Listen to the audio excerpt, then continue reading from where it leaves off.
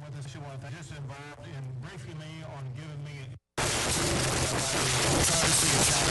this area, this region are dealing with, as well as all the first responders in the room behind me, and what they've been doing to prioritize saving lives. Obviously, there are enormous concerns and challenges that we're dealing with still in the Kerrville area. At the same time that we're responding to Kerrville, there have been an abundance of storms in large swaths of the state of Texas that have impacted lives and taken lives and destroyed homes, facilities, buildings, and roads across large regions in central Texas. As a reminder, I have declared 21 counties in my governor disaster declaration. They include Bandera, Bear, Burnett, Caldwell, Cope, Camaro, Concho, Gillespie, Guadalupe, Kendall, Kerr, Kimball, Llano, Mason, McCullough, Menard, Reeves, San Saba, Tom Green, Travis, and the declaration emphasizes the role that the state of Texas is going to play in each of those counties that are going through these enormous challenges. On top of that, I have to tell you new news, and that is because of weather that is going to be taking place today and overnight, and maybe tomorrow. There are additional communities that need to be aware they're going to be facing challenges of their own. They include areas surrounding the communities of Uvalde, Del Rio, and Concan. And the state is already deploying resources in those regions to help them get prepared. We'll be working with local officials in those regions just as we have in these other regions. And in those regions, as well as in Travis and Williamson County, as well as in Kerr County, job number one is always saving lives, protecting lives, and finding those who have lost their lives. And that is a 24/7 operation that we are unrelenting in continuing to pursue. That includes, especially if you look at the areas either in Williamson or Travis County or counties nearby. If you saw the rushing waters over the past 24 hours, you know that there were an extraordinary number of people who had to be rescued. Dozens of people were rescued because of our extraordinary first responder teams, and I want to thank the game wardens who've really stepped up and done a great job, National Guard, Texas Department of Public Safety, local firefighters and local first responders, as well as Texas Task Force 1 and Texas Task Force 2, and others who are truly saving lives. Many Texans' lives have been endangered. Most of those lives have been rescued by our first responders here in the state of Texas. I have to report the latest numbers of what we see both in the state, and I'll talk about the local counties where we are, as it concerns Texans who were lost, as well as those who are missing. Statewide, there's a total of 131 fatalities to be reported. Breaking that down in Kerr and nearby counties, in Travis County, 9 people have lost their lives, there are 3 missing. In Burnett County, 5 have lost their lives, and there's 1 missing. In Williamson County, there are 3 who lost their lives, and no one is missing at this time. The stories about those who have been swept away is gut-wrenching and heartbreaking, and the kind of thing that spurs us to do even more to make sure that we're going to be searching and finding everybody that we can, as well as spurring the response that both the state and local governments, as well as the federal government, will have to make sure that we fully address the challenges that Texans have faced over the past week or so. In addition to the lives of our fellow Texans, there are homes that have been destroyed, people who don't have a place to stay. The state is working with local officials to address those needs. There's also infrastructure around those people that make living where they are or accessing their home either difficult or impossible. I visited one today. I visited the Big Sandy Creek Bridge and was astonished at what I saw. If you haven't seen it, it's a 2-lane road and has two yellow lines in the middle of it to divide one roadway from the other from going in opposite directions. And the center part of the bridge was literally moved about a half a foot in one direction, which shows the power of the water that was pushing through there.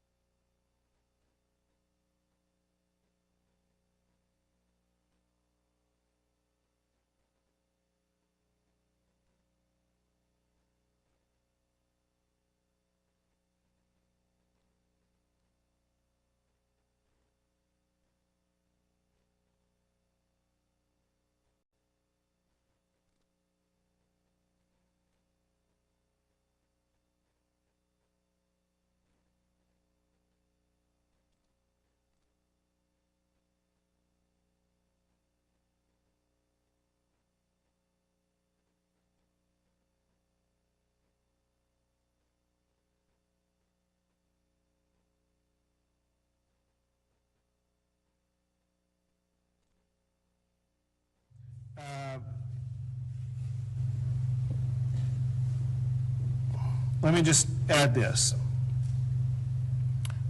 All of America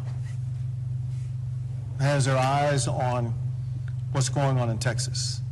And Americans are praying, caring for, and helping our state so much. It's just unbelievable. But quite literally, half of the states of the United States are providing resources to help Texans either deal with those who are missing, help rebuild, whatever the need is. And I want to read off the states, the 25 states that are assisting Texas right now: Alabama, Arizona, Arkansas, California, Connecticut, Florida, Illinois, Indiana, Kansas, Louisiana, Maine, Michigan, Minnesota, Nebraska, New Jersey, New York, North Carolina, North Dakota, Ohio, Oklahoma, Oregon, South Carolina, Tennessee, Virginia, and Wisconsin. You can see one thing that's quite obvious, and that is, it doesn't matter if they're a red state or a blue state. They are fellow Americans, and when times get tough, Americans come together. That is even more true as it concerns Texans. This has been an extraordinarily challenging time, if not the most extraordinarily challenging time that Texans have faced. And in typical Texas fashion, Texans have united, come together. And as I was visiting the Big Sandy Creek Bridge area, there was a young man who lived in what had been a marooned area. And he said, you know, at times like this, we are community, and everybody comes together and supports each other.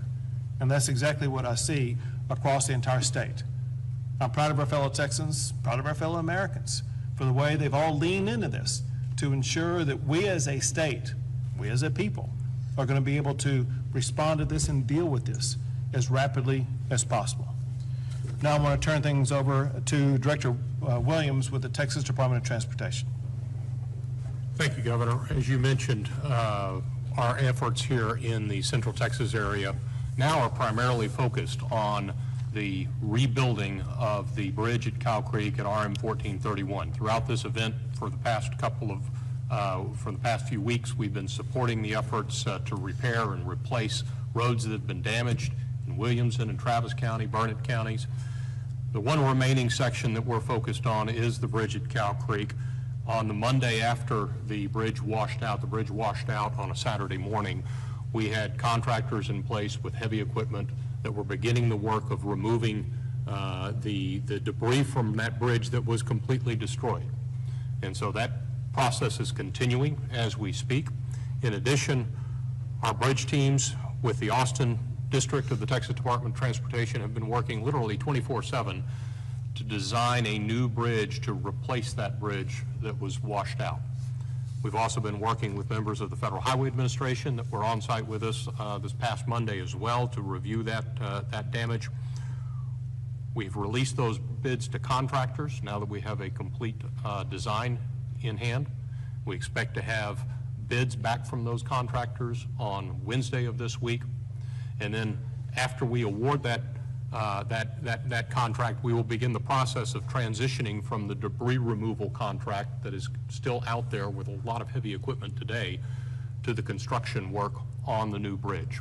We're targeting a 60-day construction period for that bridge with some significant incentives to work to reduce the time frame for the replacement of that bridge by at least 20 days if we can.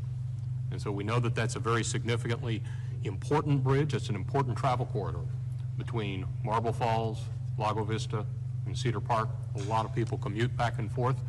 The school year will be coming up soon. We have some students that attend Marble Falls ISD that live on the east side of that bridge, and so we need to be able to have plans in place to accommodate them. We're working with the school district on that as well. Overall, though, we've made some significant progress statewide. We're continuing, Governor, as you know, to work in the Kerrville Hunt area on State Highway 39 and Ranch Road 1340 to repair and replace the bridges and the roads that were damaged there. We did, as you also spoke about, experience some flooding and some additional damage just in the past couple of days. And we had road impacts. We had 49 roads that were impacted over the past 24 hours. 37 of those were closed due to high water, and some of those were damaged. But we're going to be able to get those turned around and replaced and repaired relatively quickly, and hopefully the water will go down and we'll get a break from the rain. So thank you for the briefing, Governor. Thank you very much. Now, Lieutenant Colonel Baker.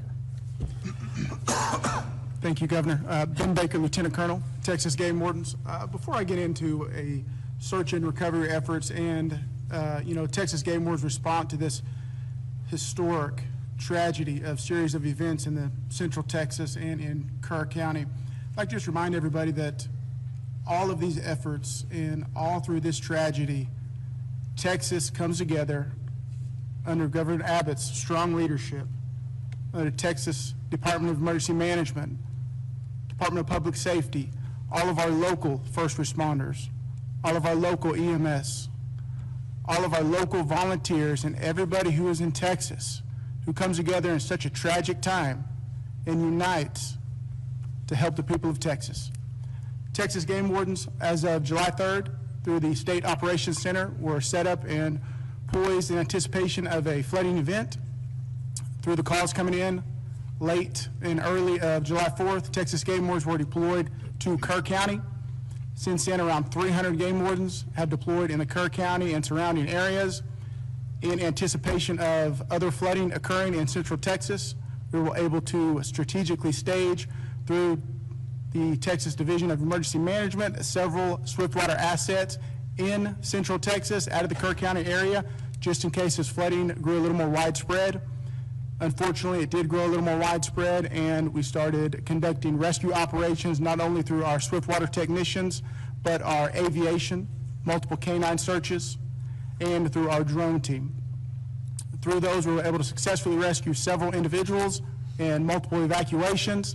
We currently have, through Texas Task Force 1, wardens embedded in multiple search groups, searching Cal and Sandy Creek, looking for the remaining victims of this terrible tragedy. We've also got our canine detection teams in deployment with these search and rescue teams, and our aviation still embedded in these. We remain dedicated to Texas, we remain dedicated to the people of the state of Texas, and Texas Game Wardens remain dedicated and ready on standby, Governor.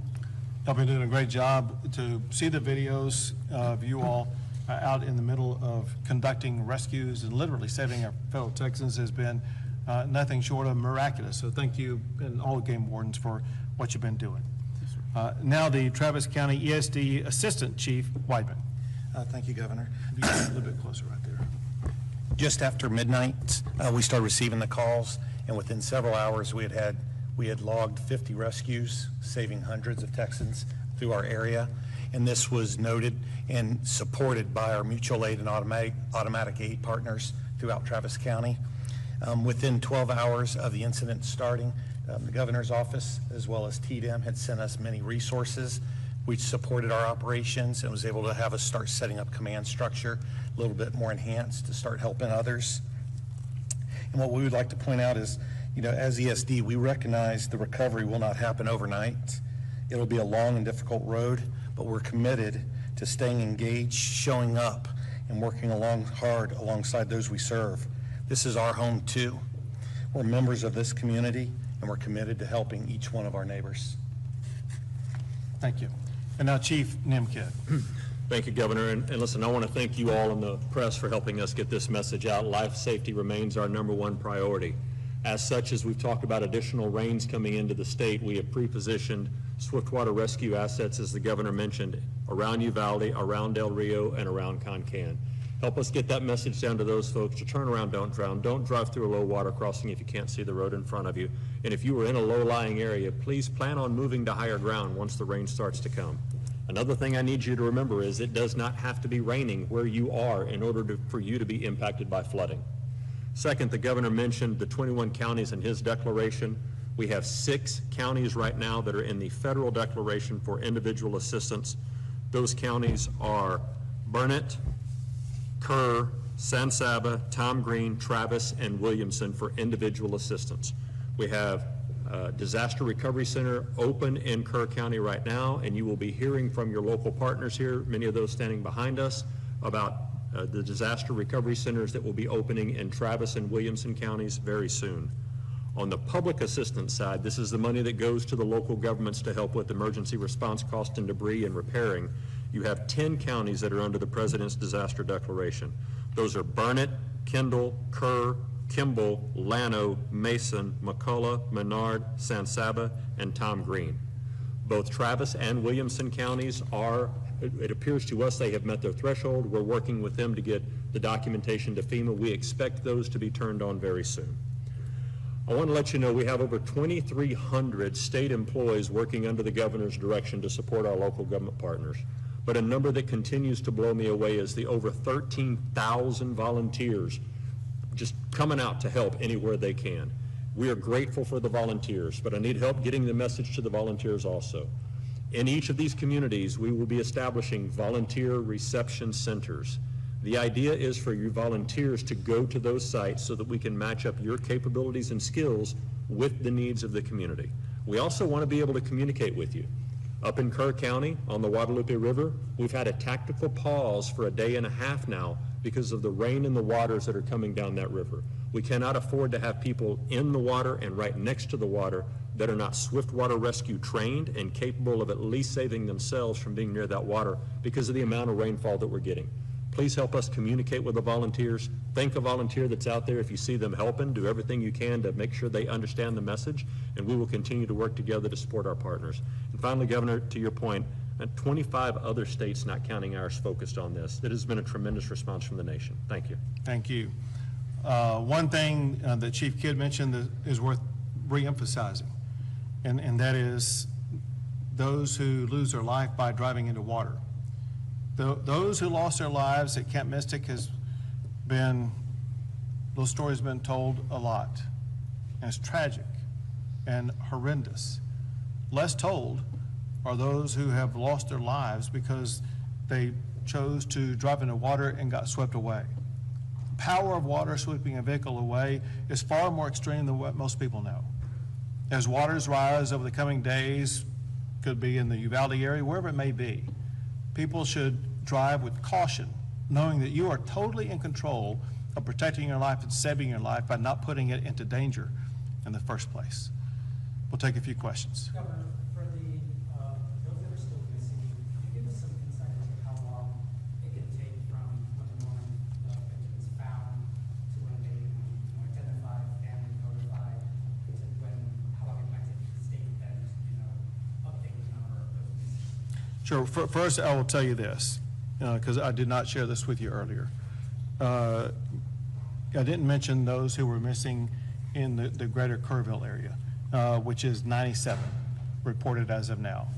Let me first tell you an issue about those who are missing, then I'm going to answer your question. So everybody who is at a camp, everybody who is at a hotel and places like that, they've been identified. Those who are missing on this list, most of them, were more difficult to identify because there was no record of them logging in anywhere. And it was through information provided by a friend, a family member, coworker, whatever the case may be, that they haven't been found. Even though we are reporting 97 people missing, there's no certainty that all 97 of those people were swept away by the storm. That point aside, to more specifically answer your question, and that is, the goal obviously is to continue to find those who are alive. For those who have passed away, it's so important to closure for their families, that we find them and identify them. Sometimes it does require using DNA testing to identify who they are and identify who their family is, to make sure that we connect appropriately, correctly, the family member with the person who lost their lives. And sometimes that takes a few days to complete that process.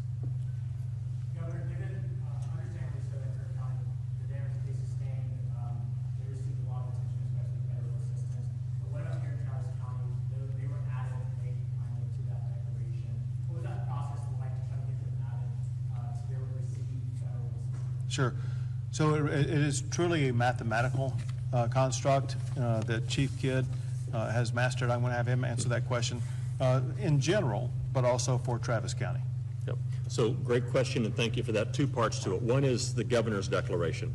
There was no delay in getting these counties on the governor's declaration once we knew that they were in the target area. That's part one. Part two is the individual assistance for both of these counties, which is the money that goes and is made available to homeowners and renters, is already turned on in these counties as well.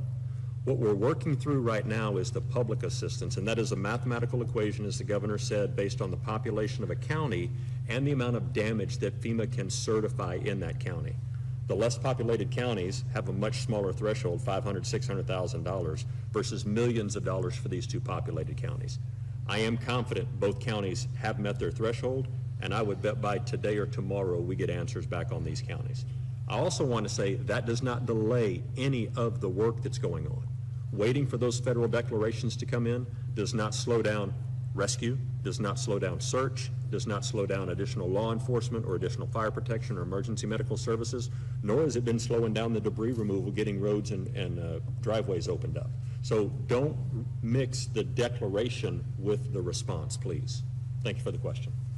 Governor, are you saying backlog at medical examiner's offices and so is there any work being done to sort of ease the burden on folks? So I'll tell you this, the medical examiner's offices have been working pretty well and pretty timely.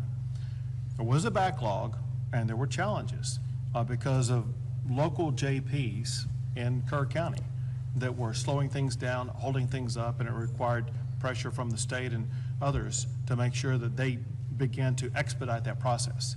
When a life is lost, that family wants access to their loved one as quickly as possible. It was inexcusable for some local JPs to slow that process down. But as far as medical examiners are concerned, I've heard no complaints about the speed with which they're working. Governor, when you were at the Big Sandy Creek and meeting and talking with people there, a lot of them were frustrated. They, of course, wanted help to come the day before.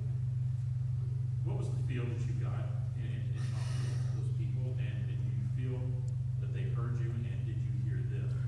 So I met with, I don't know how many people, more than a dozen. And the first impression and the strongest impression I got was one of gratitude. They were happy that we were there, happy with everything we were doing. They were grateful for the temporary bridge that had been built. The other way to describe it is unity. They were unified. It was those people who lived there. They came up and said, listen, we're community. We're Texas strong. We're hanging together. And they're neighbor helping neighbor. And so I was impressed once again with the strength and commitment and moral clarity of our fellow Texans for uniting at a time as tough as this is. And a follow-up to this, and it builds on what Chief was talking about, and Assistant Chief over here. The response from other states has been amazing. We've got teams that are now picking up the load letting the local guys get back to the basic service, and it's not necessarily basic, it's still important service. How important is having this heavy lifting going on from all these other states? So these guys here, Travis County ESD 1 being one of them, getting back to basic services.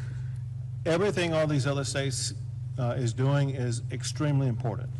If I could say that one was more important than another, it would be what they are all doing in search and rescue operations. As Chief Kidd noted, our number one goal is protecting lives and finding lives. When I was at Big Sandy Creek, I met with search and rescue teams from Florida who were there in the water, working all day long to locate anybody they can find. That requires heavy volume. It requires manpower, walking every inch of it could be a creek, a river, whatever the case may be, to ensure that they are scouring every inch of earth in the state of Texas where a body could be found. And is benefited or aided by search dogs. And whenever we've had dog teams that have flown in from other states across the entire country. And so the response that we've been able to provide, especially as it concerns search and rescue operations, has been magnified many times over because of these teams who have stepped in from other states and given us the extra manpower as well as other resources to make sure we are better capable and quicker at taking on that task. Governor, do you have the current number of how many are missing in Kerr County? It was reported earlier that it was around 160 people, and you said that 97 were missing in the greater Kerrville area. Do you have the current number, or how many are missing in So, Kerr County? yeah, I'm going to give you the number. So the number I read to you, it was given to me by Chief Nim Kidd, and he was on a phone before we came in here, and I'll let him explain this number. Yep, thank you. So the number that we got from the Texas Department of Public Safety is 97 missing from the Guadalupe River flooding. That does not count the numbers that the governor read to you from the 3 counties that were here earlier. I think that'll put the total statewide at about 101 total, if I have that right. What he means by Guadalupe River, most of those are in Kerr County. I think there has been some in Kendall County. Yes. Governor, you serve on President Trump's FEMA Review Council. How has this experience shaped your views on future FEMA should it be phased out? So one thing I think most, say governors, most state officials, as well as the federal government could agree upon, and that is we needed improvements in FEMA. And it needed to be what I call right-sized so that it would be more nimble, quicker in the response, but also understanding that it's the locals who know what is best in responding to a disaster. And local is defined by these local communities, whether it be Leander or Travis County or Williamson County, whatever the case may be. They're the ones on the ground, and they know their communities far better than anybody else, and they know how to respond to their communities. And it's the state and federal government that work to provide them the additional resources they need to accomplish their goal. Here's the point. But by working on the reforms that we will work with FEMA and with the presidential team on, we're going to work to find ways to streamline the process, cut through all the red tape, to ensure that even when we do that, the monetary resources that we are receiving now that are much needed for things like having the emergency first responders or debris removal or search and rescue operations, those will still be funded, but we will have the ability to do it a whole lot faster, a whole lot quicker without waiting around for the federal government. Last question. Governor, with all due respect, I know you're really funny, but I did want to ask separately. On the weekend, Secretary Christensen said that she's inclined to provide that she would let states to have state detention facilities for immigration purposes. As Texas in conversations will versus the federal government with immigration detention staff. So I haven't had a direct conversation with her. I do know that Texas has offered detention facilities. I've signed what's called a 287G law that was passed in the session that requires local jails to work with Homeland Security.